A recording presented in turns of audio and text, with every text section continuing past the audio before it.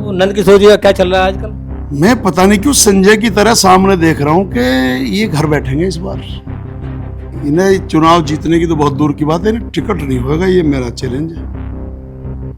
अगर ये टिकट ले जाए जो कहोगे वो हार जाऊंगा। फटे कुर्ते वाले इन्होंने इतना महान कार्य जरूर कर दिया कि आज हिंदू मुस्लिम के बीच में इतनी तकड़ी खाई खोलती है कि दुश्मनों की तरह देखते हैं एक दूसरे को। तो चैंपियन साहब अब शांत हैं?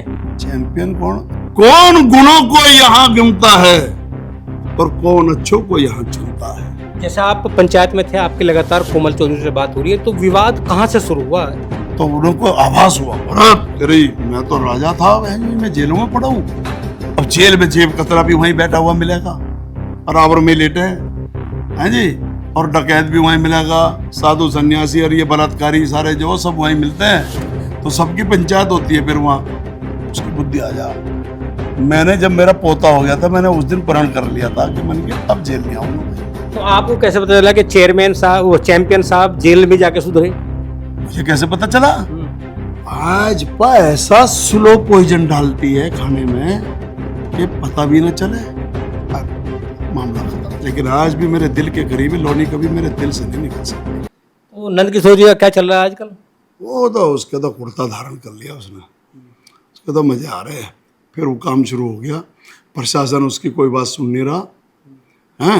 वैसे ठीक है, वो अपना काम सेवा कर रहा सबकी। जब वो पल्ले है ही ना तो वो सेवा कर ही रहा। पल्ले ना आप कुछ भी, ऊपर से ऑर्डर हो चुके हैं कमिश्नर को, सिपाही तक, के लोनी विधायक का कोई काम नहीं करना, उसकी कोई बात नहीं सुननी। अब तो बस वो बेचारा मांस की ठेली लगा हुआ है, कहीं तो बिकने की उन्हें रोक लगाता, कहीं सब्जी बेचता है ठेली लगा के, और कहीं कुछ ना कुछ, बस ये हिंदू मुस्लिम। वो तो कहते हैं उनकी जीत होगी, उन्होंने कमिश्नर को हटवा दिया। देखो, मेरा जो राजनीतिक अनुभव है, मैंने बहुत छोटी उम्र से काम कर रहा हूँ। मैं पता नहीं क्यों संजय की तरह सामने देख रहा हूँ कि ये घर बैठेंगे इस बार। इन्हें चुनाव जीतने की तो बहुत दूर की बात है, इन्हें टिकट नहीं होगा, ये मेरा चैलेंज है। अगर ये टिकट ले जाए जो कहोगे वो हार जाऊंगा। आपको ऐसा क्यों लग रहा है? क्योंकि ये बेचारा मेहनत खूब है, समाज की हिंदुओं की रक्षा कर रहा है। सुबह बहुत लंबा चौड़ा तिलक लगा ले, रोज गायों को जिमावे है जी, और फिर गाय 50,000 रोज कट रही है, जिमाने के बाद कट रही है। तो मुझे इसलिए ऐसा लग रहा है कि कौन गुणों को यहां गिनता है और कौन अच्छों को यहां चुनता है। भाजपा में है वो, और यहां मैं ना आने दूं। समाजवादी में यहां मैं बैठा हूं गेट पे, तो आप क्यों नहीं आने दे रहे? क्या मैं मामला नहीं आने दूंगा कि इसने देश की आजादी सन 47 के राइट में भी जब झगड़ा हुआ तो लोनी में हिंदू मुसलमान नहीं हुआ कभी भी आज तक इतिहास में। मुसलमानों का और गुजरों का इतना तगड़ा भाईचारा है, उसके बावजूद भी कभी आज तक हिंदू मुस्लिम लोनी में हुआ नहीं। लेकिन इसने, मेरे प्रिय अनुज फटे कुर्ते वाले, इन्होंने इतना महान कार्य जरूर कर दिया कि आज हिंदू मुस्लिम के बीच में इतनी तकड़ी खाई खोद दी है कि दुश्मनों की तरह देखते हैं एक दूसरे को। इसलिए मुझे जब मेरी लोनी पे जख्म होने लगे, मैं उसे छोड़ा। मैंने कहा अब जिस तरीके से भगवान श्री कृष्ण जी ने जब दानों का और अनाथताइयों का बढ़ गया ना, जब इनका प्रकोप बढ़ गया था वहाँ उसमें क्या मथुरा में, तो जब उन्होंने द्वारका की तरफ पलायन किया कि मैं इनसे लड़ता रह जाऊंगा या मुझे देश दुनिया का करना, तो मुझे भी समाज सेवा करनी थी। जब मैंने देखा कि इस तरीके के लोग यहाँ राजनीति में उभर के आ रहे हैं, मैं छोड़ आया। लेकिन आज भी मेरे दिल के करीब है, लोनी कभी मेरे दिल से नहीं निकल सकती। वो तो कभी पथिक सेना के भी पदाधिकारी रहे हैं। वो प्रदेश अध्यक्ष रहा इसका पथिक सेना का, और उससे पहले मेरी टीम का वो संभालते थे, पूरा सारा टीम में रहते थे। तो ये भविष्यवाणी कौन सी है कि इस बार चुनाव नहीं लड़ेंगे नंद किशोर? हाँ, वो मुझे पता है, क्योंकि मैं भाजपा पे PhD करके आया। भाजपा ऐसा स्लो पॉइजन डालती है खाने में कि पता भी न चले, और मामला खत्म। मैं सुन रहा था एक सोशल मीडिया पे एक वहाँ एयरमैन है, वो आर्मी के एक्स सर्विसमैन है, वो बहुत सारे आरोप लगा रहे थे। एयरमैन असल में फौजी सीधे सच्चे साफ सुथरे होते हैं, वो भी ऐसा ही है, मेरे भाई है वो भी। ये आदरणीय विधायक नंद किशोर जी और आदरणीय एयरमैन साहब, ये मेरी सारी टीम है, मेरी है। जब मैं चुनाव लड़ा तो ये सब ने लड़ाया मुझे। तो ये एयरमैन साहब जो हैं साफ सुथरे सच्चे आदमी, बहादुर आदमी है, लेकिन उसका आजकल जो है दिमाग कुछ हिल गया, वो इसके पीछे ज़्यादा पड़ गया। मैंने उसे कई बार फोन समझा लिया, वीडियो डाल ली, मैंने कहा यार तू इसका पीछा छोड़, ये तो खुद ही तंग है, अरे परेशान आदमी को और परेशान क्यों कर रहे हो। तो मैंने कहा इसका पीछा छोड़ दे, लेकिन वो फौजी है, बस जो जितना चाबी भर दी बस उतना ही मामला चलेगा।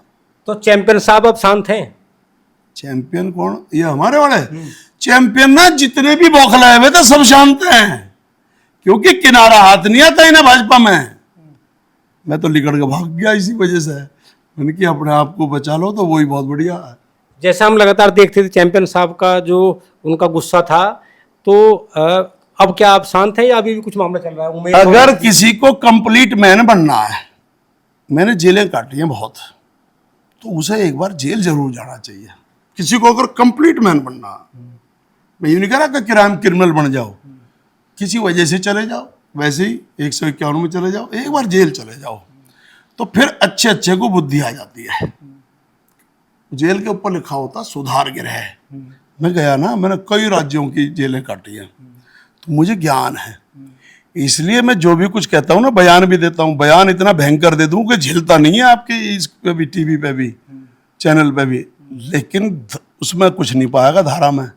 जब जाएंगे ना आदमी वहाँ, नियम और वो खोदेंगे कानून की किताब जो कि मुखिया गुजर पर मुकदमा कैसे लगे, तो मेरा एक भी बयान ऐसा पकड़ा नहीं जाएगा जिसमें कि मुकदमा लगा दें। और हमारे वाले तो मुकदमे छोड़ो, सीधे ही ठे ठे करने वाले हैं घरों पे ही। तो उन्होंने विधायक कार्यालय पे गोली चलाई थी खुद ही। हमारा तो भगवान ही मालिक है, उसकी नज़र थोड़ी बहुत ठीक है, इसलिए हम चल रहे हैं। नहीं, हमारा तो पहले चंबल में चले जाते थे हम तो इस उम्र में, आज भी हम कोई सुधार थोड़ा हुआ हमारा कुछ ज़्यादा, बस भाजपा इनके लोगों के उसमें खेल रहे हैं हम।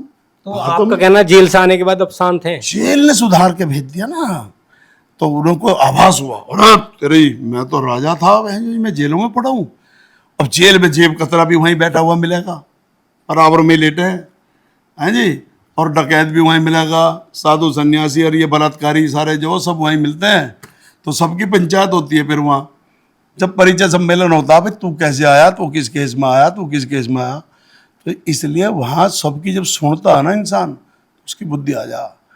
मैंने जब मेरा पोता हो गया था, मैंने उस दिन प्रण कर लिया था कि मैंने कहा अब जेल नहीं आऊँगा भाई, इसलिए मैं सुधर गया। तो आपको कैसे पता चला कि चेयरमैन साहब, वो चैंपियन साहब जेल में जाके सुधरे? मुझे कैसे पता चला? उनके अब जो खामोशी है, शांति से है, मैंने कि सुधार आ गया भाई, अब ये तो ठीक भी है।